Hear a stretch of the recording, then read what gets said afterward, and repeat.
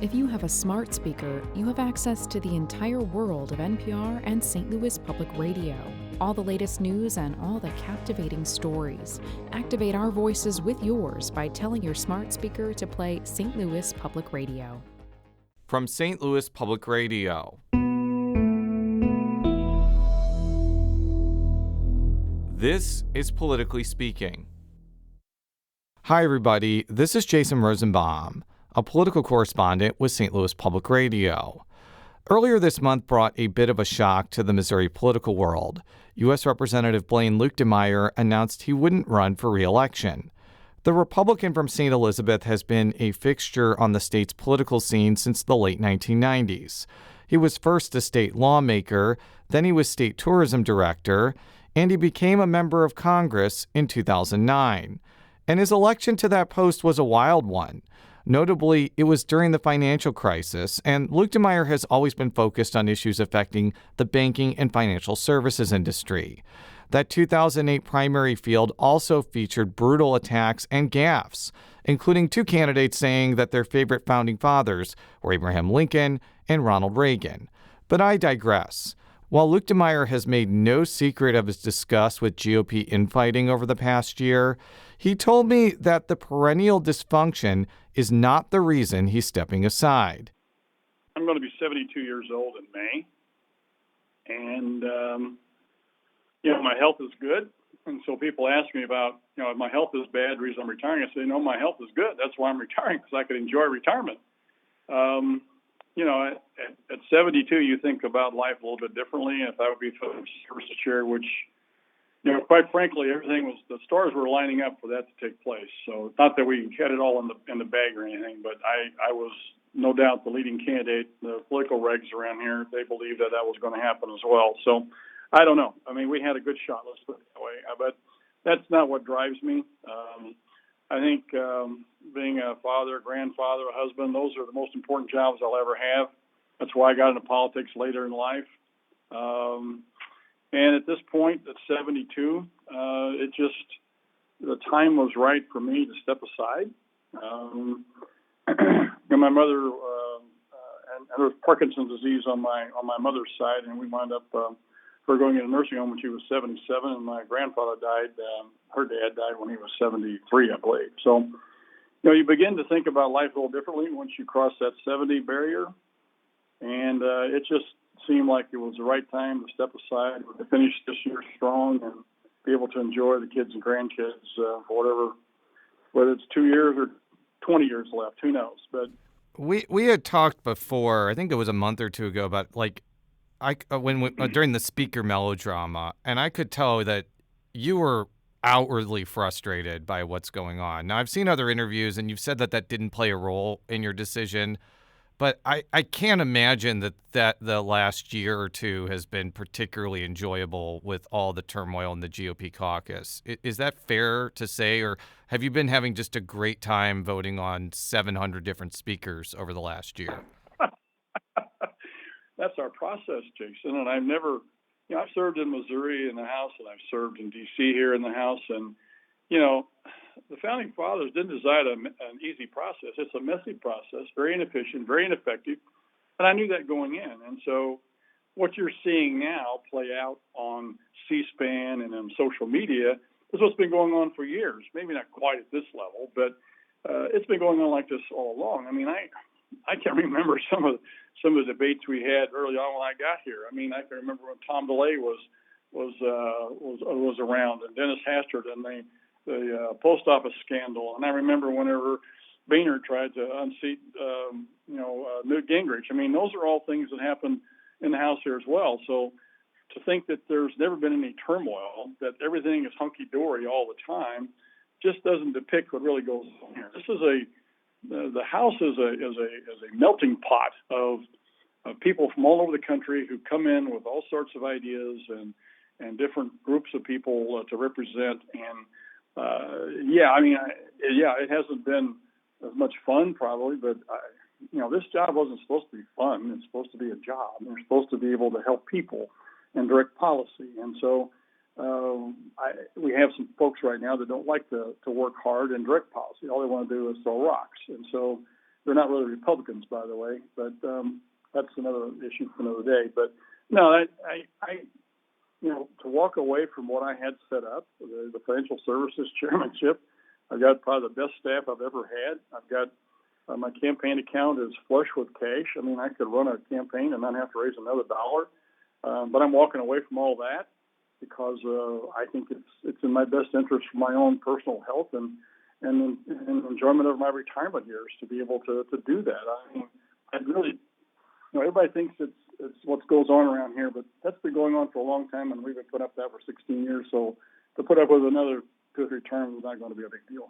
It is easy to memory hole about how contentious Congress was like during the Barack Obama years. So I definitely see your point there. But it does seem like Trump's emergence onto the scene did prompt a lot of Republicans to kind of play to some of his characteristics, like fighting and trying to go against the establishment and being very loud and trying to get attention. So I know that Trump isn't just solely responsible for that, but do you think that his emergence played a role in the type of Republicans that were being elected to your caucus? I think it stems more from the actions of Obama and Biden, from what they did to our country and are doing to our country today, that is frustrating people. Jason, the average family makes $50,000 a year, between $50,000 and $60,000 a year. And their life, just to pay the same bills they paid 2 years ago, it takes $1,000 more per month. They didn't get a pay raise of $1,000 a month in the last 2 years, so they've fallen behind. And people are ticked off about that. They're concerned about that. The crime that's rampant in this country, this defund the police nonsense. People are now dying in the streets. Their communities are being destroyed by people who no longer are willing to adhere to the law. And we have the judges and our law enforcement in some cases are not willing to enforce the law. We have anarchy in our streets. We have a border that's no longer a border. 300,000 people came across the border in December? Are you kidding me? That's the largest number in history.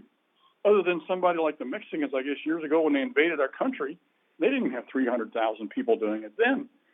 Those are the things that, the rules and regulations. The Biden administration has, in the last 3 years, promulgated more than $400 billion worth of cost for businesses to implement the rules and regulations that they've set out the last 3 years. Those are things that are aggravating people. Those are things that are causing people to raise up and question their government and be willing to push back. I mean, I have people all the time come up to me and they say enough is enough. I used to be a Democrat, or I used to vote Democrat, or I used to be a liberal. I say, no more. We can't afford this. We've got to get our country back. They want safe neighborhoods. They want good schools. They want this inflation to go away. They want the interest rates to come down so they can buy a house. And they want this fentanyl to stop coming across a border that is no border. We don't have a sovereign country if you don't have a border. It's those things, Jason, that are causing people to rise up. Trump just happened to be the guy that they picked out of the group last time to lead the way. And this time you've got some more people that are, I think, good people that I think could do just as good a job. He's a proven commodity from the standpoint of Republicans are concerned, and he's probably going to win the primary. But it's not him who's instigating this. It's the reaction to the type of administrations that Obama and Biden have put together that are oppressive to our people and to this country, and then have led to this unstable world we're living in with what's going on in Ukraine, with China and Taiwan, with Hamas and Hezbollah and Israel. My gosh, it's horrible. And you've got the cartels taking over now 40% of Mexico. Jason, we've got problems, and the people recognize this. And they're not necessarily Republicans; they're Americans. Yeah, they want this country back. That's what's going on. It's not an allegiance to Trump. He just happens to be the guy that we're going to support to carry the spear for him to lead the way. But it's not him. It's the reaction to what's been going on with these other two administrations. This is what's going on. Let's just take Trump out of the equation. Let's just talk about the voters and their expectations. It does seem that like one of the downsides of this for people like you or people like Congressman Smith or Congresswoman Wagner or Congressman Graves is when you actually go to do work in Congress that involves like difficult problems and complexity and making difficult decisions and actually doing work rather than just like clout for social media. Well, sometimes you do that work and you're called a rhino or you're called, a member of the establishment or something like that. Like, it doesn't seem like that is a sustainable thing, especially when you just listed a lot of the problems we have in the country that requires definitive congressional action. So that's more of a statement than a question. But I guess my question is, if that dynamic continues, are we going to continue to have the dysfunction we have in D.C. and be unable to deal with some of the serious problems you just mentioned? Well, our majority in the House is so narrow that it allows for a couple of guys who are really they're libertarians, not really Republicans either. They're rhinos themselves because they're libertarians. They're all about themselves. They want to tear it down. They haven't got a plan B to build it back up. But yeah, that allows them to have influence in this situation. For instance, to allow 4% of the people to kick Kevin McCarthy out as Speaker, that's unconscionable. That's not democracy. That's anarchy. That's allowing them, a small majority of so-called elitists, to be able to rule over the other 96% of us. That's nonsense. That's what happened.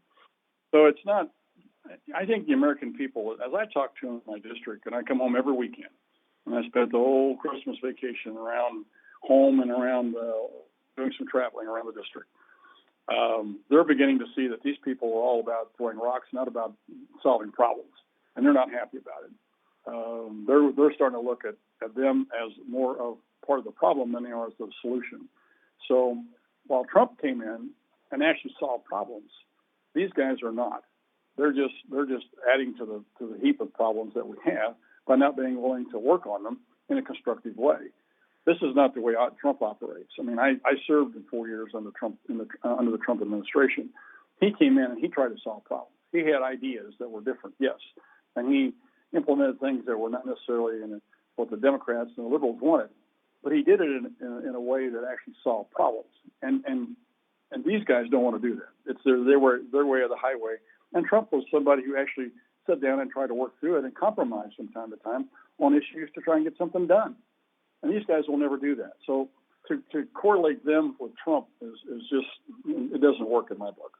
Well, I want to actually talk about your work on the Financial Services Committee, because it seems like a committee that like the layperson may not know about, but my understanding is an extraordinarily important committee that does a lot of really important things. Well, in Congress here, it's one of the four what we call A committees, one of the big, most important committees. And the committee has tremendous jurisdiction. It oversees the SEC, oversees HUD, oversees all of the banking issues, all of the insurance issues. It oversees a lot of the regulators, the Federal Reserve, the Comptroller of the Currency, the CFPB, Financial Crimes Enforcement Network. Also is instrumental with regards to policy, with regards to international financial institutions such as the IMF, the World Bank. That's actually my subcommittee right now I'm chairman of. And so it's very, very engaged in almost every financial services aspect. And as a result, that's a huge jurisdiction purview that they have. When you think of the entire Security Exchange Commission, they see over the stock exchange and all the investment portfolios of all the asset managers of the country, HUD, which is overall the housing, and the banking institutions and credit unions, which are over, they're how people interact on a daily basis with financial institutions. Insurance companies, we do everything except health insurance there, so all your property, casualty, liability, all that stuff, including flood insurance. And then you have, all your regulators. I deal with the regulators a lot: Federal Reserve, Comptroller of the Currency, CFPB. That's a huge jurisdiction, and because of all that jurisdiction and the impact that all those industries have on our economy, they have actually, it's how you invest your money, it's how you get loans, it's how you're able to insure your property, it's how you can go buy a house and be a homeowner. And all of the regulators that oversee all that, that's a pretty big deal. So yeah, it was it's a very, very important committee, and it's kind of under the radar because who cares about SEC rules and regulations and leverage ratio in banking, and we got some as a result of Dodd-Frank, we got a whole bunch of rules and regulations promulgated already, still that are being promulgated today. So it's kind of a snoozer for a lot of folks. They don't really want to get involved in that, but the importance of it, to be able to have access to credit and to cheap credit that you can afford, having an affordable home loan is very important for people to be able to have access to homes. So it's really important, the work that they do, to be able to keep the rules and regulations down so that small businesses have access to credit and homeowners have access to credit, that investors have safe and sound investments to invest in and don't be taken advantage of by shysters and fly-by-nighters for the SEC. And so you got to watch the regulators, because in this environment, the regulators have become de facto legislators because they try to expand their authority. So it's constantly trying to rein those folks in. So it's a pretty big job and pretty widespread committee. Well, here's an example, like a real-world Missouri example, where I think your committee matters, and where I think even after you retire, they're going to have to do something. Like, as you know, Missouri legalized marijuana for adult use. Like, there's no access to banking just because marijuana is illegal, and that potentially could make it very difficult to, say, open a dispensary or open a cultivation center, because you have to come in with literally large piles of liquid cash rather than being able to get loans from a bank. Do you think, especially because you're seeing states like Missouri legalize it for adult use, it's kind of only a matter of time before Congress really needs to deal with this issue in a definitive way to make sure that what I described isn't the case going forward, where it's a very cash heavy industry, so to speak? No, your depiction of it is correct in that technically marijuana is still a Schedule I drug, and as a result, it's a felony when you engage in in an activity to grow it or sell it or manufacture it. I mean, it's still a Class I scheduled drug. The problem is that you have these various states who have gone out here and even with statewide referendums approved the use of marijuana, the sale of it, and as a result, everybody thinks it's okay. Well, federal law trumps state law, and technically it still is a federal felony crime to engage in this activity. Now, what's happened is the Attorney General has sort of turned a blind eye to this and said, well, we'll let everything's keep going here.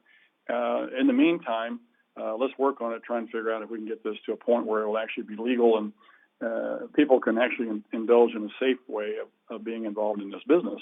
So, there's been a bill. There's a Safe Banking Act that made it out of the House with my choke point bill on it to be able to get it through the House. That went to the Senate last year. And so the Senate has resurrected that bill. It was a SAFE Act. Now they call it the SAFER Act. And they're trying to strip my bill off of it. And so my choke point language, which protects businesses from regulators being able to impose their own bias and threaten business bankers for being involved with certain lines of business that the regulators don't like. Not that they're doing something illegal, they just don't like it. So that's kind of the scenario of where we're at.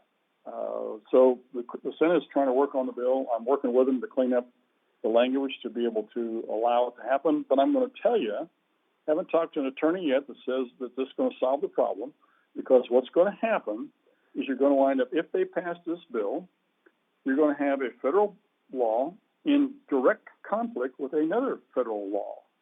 And it's going to go to the Supreme Court. The Supreme Court's going to come back and say, you know what, guys, at some point you guys got to get this right. So go back and do this over. Yeah, I mean, not to interrupt, but isn't this? Sorry, Congressman, not to interrupt. But isn't the answer here just for Congress to legalize marijuana and just get away from that conflict? It seems like that's the easy solution here, but I guess that's not really an easy solution, because I guess a lot of your colleagues are not comfortable with that, even though a lot of states have already done that. Well, that's correct.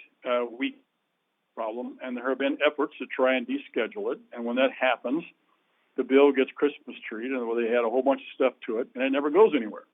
Because what happens is the Democrats want to do one thing, and Republicans want to do another thing, and as a result, it never goes anywhere. So, yes, we can fix that.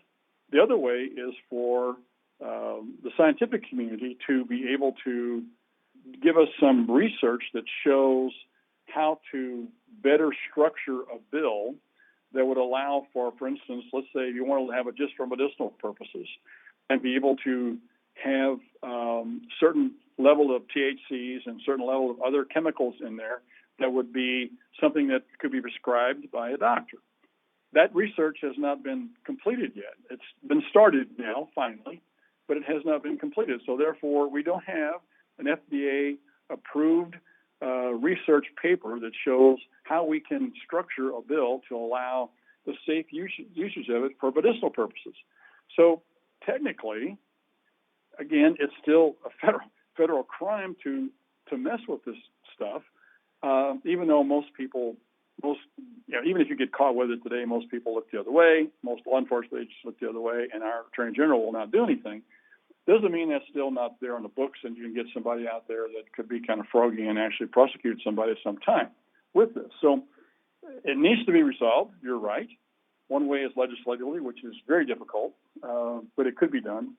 But I think the best way to go about it is to get the scientific evidence that shows what we need to be doing, how difficult or how it could be legalized on the medicinal side, and start from there. If you could do that, I think that would be go a long way toward being able to solve part of our problem here. So one of the observations I made is when you announced your retirement, there are some eerie parallels to what happened in 2008. I mean, Matt Blunt announces he's not running again. Then Kenny Holshoff decides to run for governor and opens up a primary, which you win, and then a general election you win. Okay, so it's not exactly the same. Whoever wins the primary in August is probably going to be your successor because it's a very Republican district. But, I guess my question is, knowing how feisty and at times nasty the 2008 race was, and we talked about that in 2014, are 3rd District residents, in for just a mud bath in August? Or is it possible you can have a competitive primary without the candidates who run to replace you just trying to rhetorically massacre each other, basically? Well, you're going to have to ask them. I can't speak for their campaigns. I know, but you have such moral authority to make sure that they behave, Congressman. But I'm just kidding. But continue with your answer. You give me way more credit than what I'm due here. I can't control what they say in their campaigns. I can give them suggestions. Almost all of them have called me and asked for my advice and my counsel on whether they should run, what it's like to be a congressman, what it takes campaign-wise to make it work, what kind of life you have for your family, all of those things. So, yeah, I've talked to a lot of these guys, and so, but there's the campaigning in today's world is, especially when you have multiple candidates, like what's going to happen here, to get yourself above the fray, you've got to do something or say something that's going to that marks you as somebody different, somebody that is going to, step out in front of the rest of the candidates. And how do you do that? That's the good question. And sometimes people resort to throwing rocks at somebody else or saying things that are, extraneously outlandish to be able to make the point. So I don't know whether they're going to do that or not. I would hope not, but the way campaigns are today, as you sort of prefaced your remarks by, I would not think that it would not happen. You want to frame your opponent sometimes in a way that actually, you can frame them because they're going to probably misrepresent who they really are. They're going to try to promote themselves as the solution to everything. They're the perfect candidate, and you're going to try and make sure that people realize they're not the perfect candidate. So, it would not surprise me that they would denigrate into some mudslinging of some kind. My last question for you is this. I actually put out a call on social media about what are some of the issues that 3rd District residents want your successor to deal with, and I've got varying response. Some people said healthcare. Some people said they want your successor to be funding Ukraine and Israel. There were a couple of people who were salty about Boone County being split in half, which I don't want to get into a redistricting rabbit hole discussion here. But I'm prefacing this because I want to ask you, what do you think the big issues for your successor, specifically to help the 3rd District, are going to be in the coming years? Because we can talk about kind of like personality conflicts and leadership intrigue, but ultimately, Missouri congressional districts have real problems that need to be solved. So I guess in my closing question, I'd like you to just maybe provide some insight to your successor about some of the things that maybe they should focus on after they get elected. From a 30,000-foot view, it's about constituents' concerns, about their needs, about whether they're health care, whether education, whether they're taxes, small businesses. We have lots and lots of small businesses, and I throw farmers in the small business category there as well, that have rules and regulations that are trying to run them out of business. You have my district has got almost over half the Missouri River is run across the middle of the state there, and I've got a little bit left of the Mississippi. I used to have half of it as it went from St. Louis to Iowa. So river issues are a really big deal, especially when you have the Lake of the Ozarks in there. It's a unique district from the standpoint I've got the state capital in there, besides the Lake of the Ozarks, the number one vacation destination in the Midwest. I got the University of Missouri in my district. I've got several other universities, Lindenwood and William Woods and Columbia College and Westminster. And so a number of junior colleges. Lynn State is the number one small junior college in the country.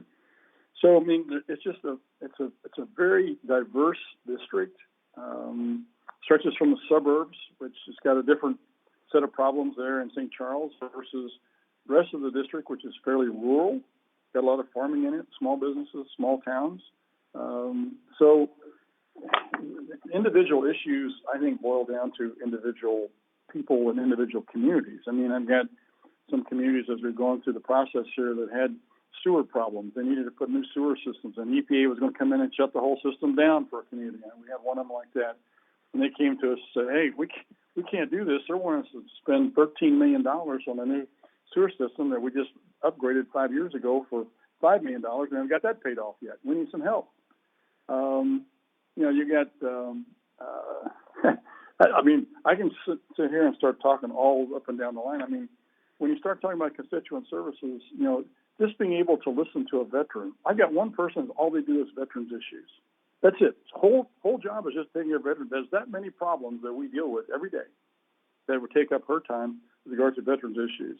We had one guy, when I first got in office, came to him and said, Blaine, I've been trying to get my VA disability benefits for the last several years, and they just will not talk to me. They won't take my case up. I said, well, let's take a look at it. And so we did, and we found out that the VA was just dragging their feet. They were one of these passing the paperwork between all the people, get nothing done, and try and drag this guy out because they knew he had a valid claim and going to add a really big check to him. And so I said, you know what, enough's enough. And so at the end of the day, he got a $300,000 check from VA. And that's the kind of stuff that they need to be ready to do, the hard work of taking care of constituents. Because if you don't do that, you're not really elected for the right reason. All of the stuff that goes on in Washington, it's important, and you need to participate in it, and you need to make sure you do your work there. But if you really want to take care of your district, you want to listen to your constituents and take care of their concerns, because that's why you're there, to be their liaison between their government and themselves. That was Congressman Blaine Luetkemeyer, who announced he will not be seeking another term this year. You can read all of our coverage of the 2024 election cycle by going to stlpr.org or by subscribing to Politically Speaking on Apple Podcasts or wherever you get your podcasts. Thanks for listening. I'm Jason Rosenbaum. Politically Speaking is produced by Sarah Kellogg, Rachel Lippman, and me, Jason Rosenbaum. The show is edited by Fred Ehrlich. Read all of our coverage at stlpr.org. And if you haven't already, make sure to subscribe to Politically Speaking by searching the term Politically Speaking on Apple Podcasts. From St. Louis Public Radio. This is Politically Speaking.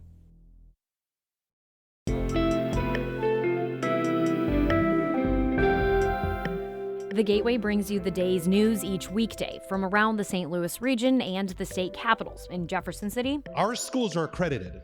We don't need this bill. And Springfield. How many more years must pass before lawmakers see time is of the essence? I'm Abby Larico. Join me each weekday for The Gateway on the STLPR app or wherever you get podcasts.